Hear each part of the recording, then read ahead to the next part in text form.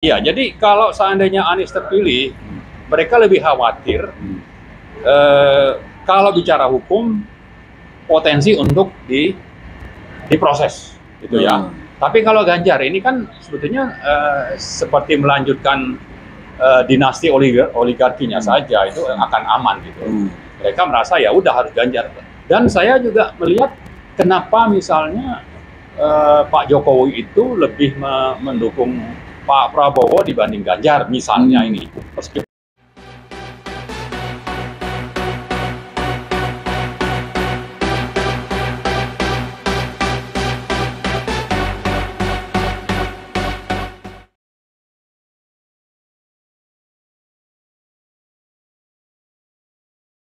Assalamualaikum warahmatullahi wabarakatuh. Alhamdulillah siang yang cerah ini saya berhasil mendaulat Bapak Profesor Antoni dan Dr. Marwan Batubara untuk berbicara sedikit masalah copras capres. Akhirnya nampaknya beliau ini juga harus komentar sedikit tentang copras capres. Kita tahu bahwa setelah ada penangkapan Joni Plate sebagai Menkominfo, semua orang seperti kayak menjadi tokoh analisis ya tentang kaitannya dengan penjagalan atau kaitannya dengan copras capres. Nah, kami ingin bertanya kepada beliau berdua ini, sebelum kita flashback, sebelum masalah apa yang diramaikan saat ini, kita tahu bahwa publik itu diributkan dengan berita-berita tentang koalisi besar lah, apalagi setelah pada saat itu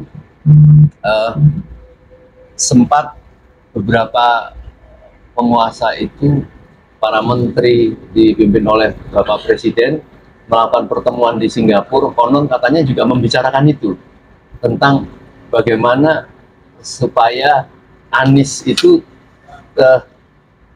tidak mengikuti kompetisi ini gitu. Nah, jadi mungkin sebelum masuk kepada persoalan itu, saya pengen tahu komentar dari Pak Profesor Antoni, apakah benar koalisi besar ini yang sudah kesana kemari dituduh masyarakat bahwa ini betul-betul untuk menghambat bagaimana lajunya salah satu capres yang dianggap mungkin berseberangan gitu. Mungkin itu dulu Pak Antoni. Ya, terima kasih Om Lim. Ya, ini pembentukan koalisi-koalisi ada KIB ya, kemudian diperbesar menjadi koalisi besar. Ini sebetulnya merusak tata demokrasi untuk pemilihan presiden, di mana seolah-olah bahwa di sini ada difasilitasi oleh pemerintah lah saat ini ya. Jadi ini sebetulnya hal yang sangat tidak baik. Jadi kalau kita lihat apakah ini adalah untuk menjegal ya salah satu capres. Nah, ini kan membuat iklim demokrasi ini menjadi kurang baik ya. Nah, di sini ya kita lihat bahwa koalisi ini sebetulnya ini ada dua kubu sepertinya. Pertama adalah kubu ingin mempertahankan status quo. Nah, apa itu status quo? Yaitu yang sekarang ini kalau bisa adalah berjalan seperti yang sekarang. Artinya tidak ada perubahan. Nah, tapi ada, kalau kita lihat kubunya namanya koalisi apa? Itu koalisi perubahan ya. Nah, itu dilihat yang didukung oleh Nasdem, Demokrat, dan PKS. Nah, di sini sudah menyatakan ini adalah koalisi untuk perubahan. Nah, kalau ini dihambat, artinya berarti kan bahwa pihak-pihak tertentu ini tidak mau ada perubahan. Padahal kita tahu bahwa kondisi bangsa saat ini adalah sangat tidak baik-baik saja. Pertama adalah mengenai indeks korupsi. Nah, korupsi ini merajalela. Ya, sekarang barusan ada menteri dari Partai Nasdem juga tertangkap. Dan sebelum itu juga banyak. Kalau kita lihat dari 2019 ke 2022, indeks korupsi itu turun dari skor 40 menjadi ke skor 34. Skor 34 itu berarti kita kembali ke posisi 2014. Dan dampak dari korupsi ini adalah kemiskinan. Nah, kemiskinan itu juga meningkat dari 2019 ke 2022. Jadi tantangan ke depan ini adalah sangat berat. Kalau ini tidak ada perubahan sama sekali, maka kita dapat dipastikan Indonesia akan terjerumus ke dalam kondisi di mana keadaan bangsa dan khususnya rakyat ini akan menjadi lebih buruk. Dan mungkin kemiskinan akan bertambah, dan kalau kita lihat kesenjangan sosial juga meningkat. Jangan dilihat kesenjangan sosial ini berdasarkan dari kriterianya BPS, Badan Pusat Statistik, karena ini tidak mencerminkan kesenjangan sosial atau kesenjangan pendapatan, karena kriterianya berdasarkan pengeluaran. Nah, kalau berdasarkan pendapatan itu ada kemungkinan kesenjangan sosial kita sudah lebih dari 0,5. Artinya sangat buruk sekali. Ya, Gini koefisiennya 0,5. Itu sangat buruk sekali. Kalau menurut Badan Pusat Statistik BPS itu hanya 0,8 sekian, 0,9. Jadi perhitungan kesenjangan sosial ini ada masalah juga. Nah, kalau siapapun pemimpin yang akan datang, ini tantangannya berat, kemiskinan, korupsi, lalu kemudian pelanggaran hukum, khususnya pelanggaran hukum undang-undang. Misalkan kalau kita lihat undang-undang Cipta Kerja ya, yang sudah bermasalah lalu dikeluarkan sebagai Perpu ya.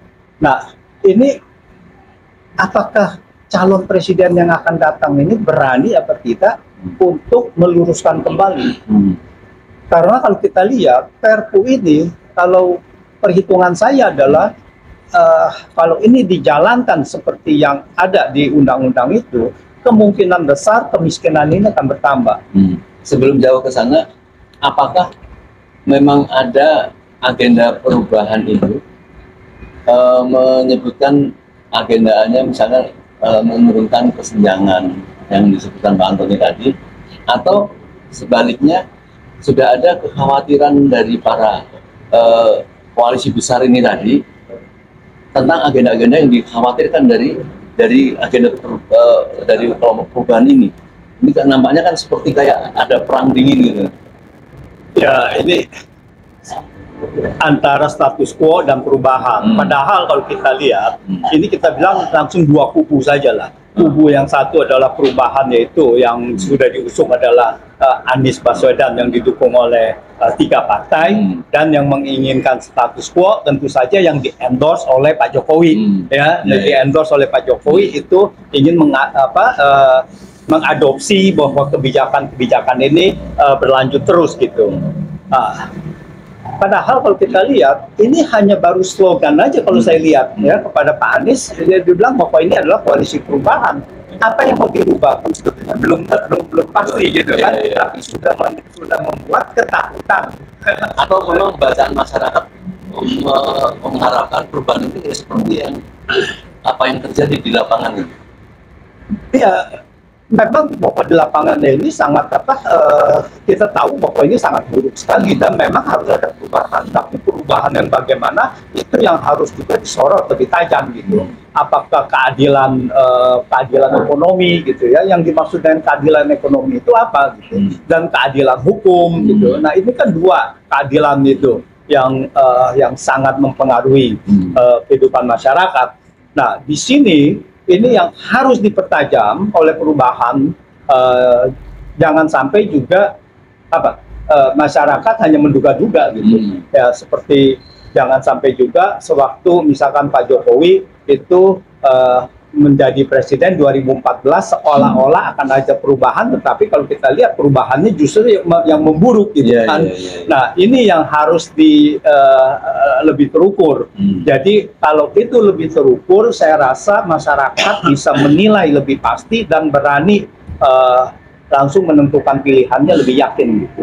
Nah ini yang harus kita lihat, kalau memang ada perubahan yang bagaimana, tolong disosialisasikan. Itu ya, itu yang supaya masyarakat bisa mengukurnya gitu ya. Perubahan yang bagaimana yang diharapkan ke depan. Saya mau ke Pak Marwan dulu nih, Pak Marwan. Kita saling nanggapin aja Pak ya, biar dibikin agak santai lah gitu ya. Siap. Nah, cuma ada satu yang ingin saya minta Pak Marwan komentar juga. Sebenarnya menurut penglihatan Pak Marwan itu, apa sih kekhawatiran koalisi besar yang jelas-jelas memang dari rezim ya, dari penguasa, sampai lari ke Singapura membicarakan itu, kemudian koalisi KIB berubah menjadi koalisi besar. Menurut penglihatan Pak Marwan, apa sih yang mereka khawatirkan? Dan apakah sudah ada pelanggaran-pelanggaran yang dilakukan dalam agenda pemerintah yang harusnya menyelesaikan proses-proses kewajiban dalam mereka di dalam satu pemerintahan ini, terus kayaknya banyak sibuk waktu dihabiskan untuk mencoba capres ini, apalagi mengusung salah satu capres mereka, yaitu misalnya katakanlah Ganjar Pranowo yang masih aktif menjadi gubernur misalnya. Silakan Pak Marwan. Ya, makasih. Assalamualaikum warahmatullahi wabarakatuh. Muslim, saya kira minimal ada 3 hal ya. Yang saya kira masyarakat juga sudah paham. Ketakutan pertama, kalau ada pemerintahan baru, kejahatan mereka, pelanggaran hukum yang dilakukan selama ini, atau kita katakanlah korupsi yang sudah dilakukan secara masif merugikan rakyat, itu akan diusut. Jadi mereka khawatir ini akan dibongkar. Kita ingat misalnya kasus vaksin ya, nama pejabat itu ada Luhut, ada Erick Thohir ya, ada Menkes dan sebagainya. Ini nama-nama yang sebetulnya publik juga sudah tahu dan sangat curiga dan menikmati uang rakyat lewat APBN untuk justru dinikmati segelintir orang. Dan saya tidak yakin bahwa hanya berhenti di menteri gitu. Ya. Jadi mereka khawatir itu, takut diusut. Yang kedua, mereka menikmati begitu banyak pendapatan, kesempatan ya dari bisnis yang kita sering sebut sebagai oligarki. Jadi bersatunya penguasa dengan pengusaha, yang dua sisi ini dapat keuntungan. Pengusahanya dapat, tapi penguasanya juga dapat. Penguasanya dapat apa? Di samping dapat rente juga dapat kesempatan untuk terus berkuasa. Dan inilah yang saya kira juga poin ketiga penting yang perlu kita perhatikan. Ya, jadi tadi masalah hukum, masalah bagi-bagi rente, kemudian yang ketiga itu kekhawatirannya bahwa ini bisa terputus gitu. Besar Pak nilai pasti besar. Misalnya vaksin itu. Ya itu kan kita bicara triliun yang minimal ya, bisa juga puluhan triliun. Dan kita kalau kita itu tidak anggaran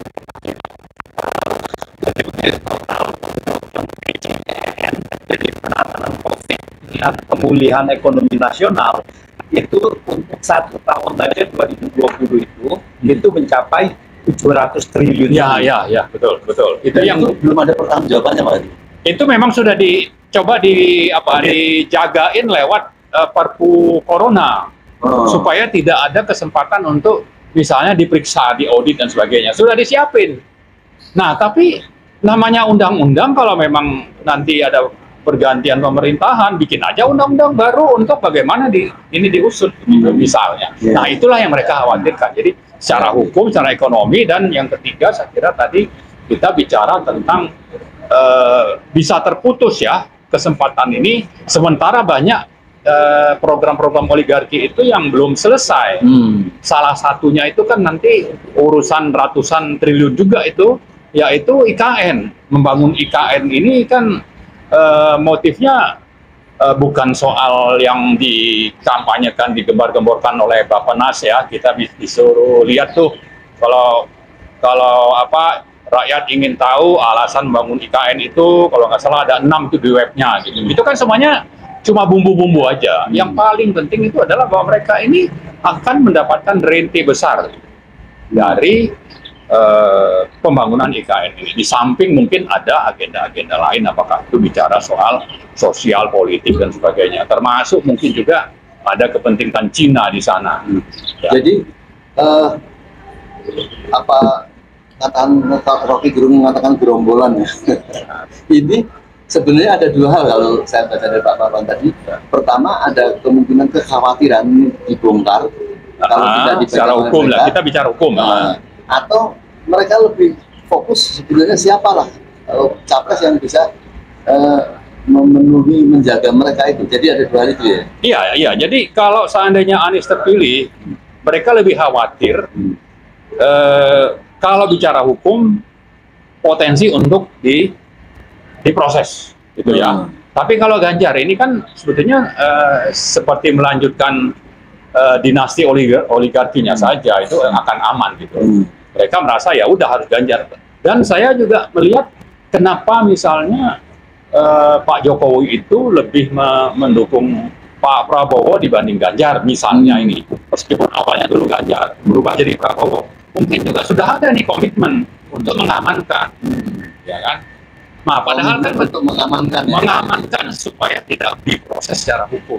Ini supaya rakyat juga tahu. Jadi ada motif yang dengan motif untuk mengamankan diri dari sisi proses hukum ini, maka konstitusi dilanggar, undang-undang dilanggar, presiden tidak lagi netral, sehingga bersikap menghalalkan segala cara. Pokoknya dia pengen aman, tidak ada proses hukum, maka yang didukung adalah siapa misalnya. Mestinya ini tidak dilakukan oleh seorang presiden yang harusnya netral gitu. Jadi Ganjar Pranowo itu hasil dari rembuk-rembuk atau gugat-gugat kelompok besar ini, atau ada terjadi ketidakpuasan di salah satu pihak dari kelompok besar ini, atau sudah melihat terpecah, atau sudah yakin dengan hasil pilihannya itu?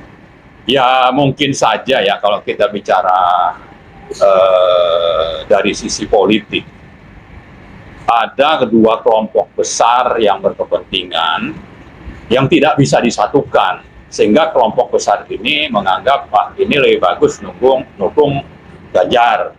Kelompok yang lain termasuk Jokowi misalnya lebih aman mendukung Prabowo misalnya seperti itu. Tapi kalau nanti tiba kepada kepentingan oligarki yang lebih besar, misal saja nih bersatu, nah inilah yang mestinya rakyat lawan ini gitu. Karena apa? Karena tadi dua hal penting, dua hal besar, masalah hukum, masalah rente, ini yang justru menjadi motif dari kelompok-kelompok ini dibanding untuk bagaimana rakyat itu menjadi lebih sejahtera, hukum ditegakkan, ada prospek perbaikan, misalnya pertumbuhan ekonomi, pengentasan kemiskinan, pemerataan, ya, yang kita melihat sejauh ini itu lebih potensial untuk dijalankan oleh Anies. Sementara yang kubu lain ini kepentingannya mengamankan diri dan terus berburu rente. Ya, sehingga segala cara dihalalkan. Nah, ini gambarnya seperti itu supaya rakyat paham. Nah, kita berharap rakyat itu minta yang mana. Nah, ini kita suarakan ini. Kita suarakan supaya rakyat paham apa yang terjadi dan mari kita sama-sama lawan. ya nanti akan memperoleh ke situ. Ya. Saya ke Pak Antoni dulu Pak, dari pertanyaan saya pada Pak Marwan. Dan juga kita lihat misalnya di acara Musra kemarin, nampaknya memang seolah-olah tidak memperdulikan adanya capres lainnya itu Anies, seolah tidak ikut masuk dalam kompetisi ini gitu. Nah ini kan para pendukung Anies yang nampak, artinya capres-capres ini yang nampak ada pendukungnya selama ini kan baru di pihak Pak Anies, artinya masyarakat secara luas. Dia kan merasa kecewa dan tertawa, loh kok bisa ini, kita ini selama ini ngusung Pak Anies kok tidak disebutkan kesengajaan atau memang ada mereka melihat hal yang lain Pak? Halo?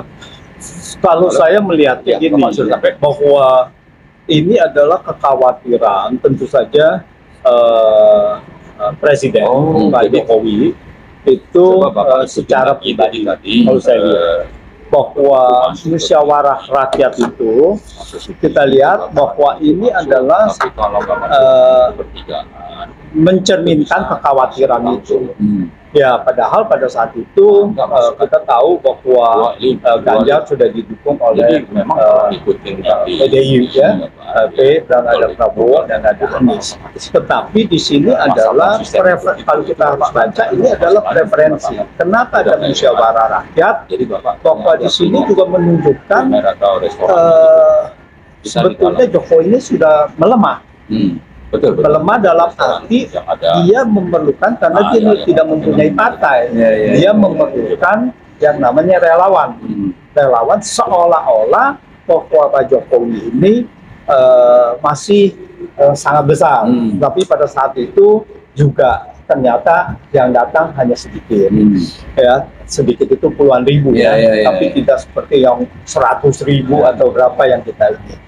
Nah, di sini adalah menunjukkan, kalau saya lihat kekhawatirannya itu, bahwa menunjukkan bahwa ini saya masih powerful.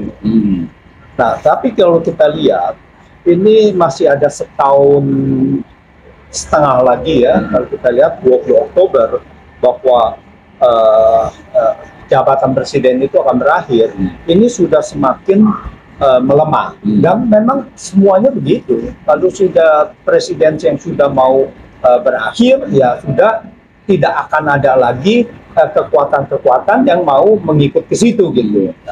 Nah, kalau kita lihat partai politik yang lain juga mungkin banyak akan menjauh juga gitu. Menjauh, jangan sampai kalau kebijakan-kebijakan yang sekarang itu tidak baik, jangan sampai mereka juga yang disalahkan. Maka mereka melakukan koreksi-koreksi untuk kepentingan partainya sendiri gitu kan.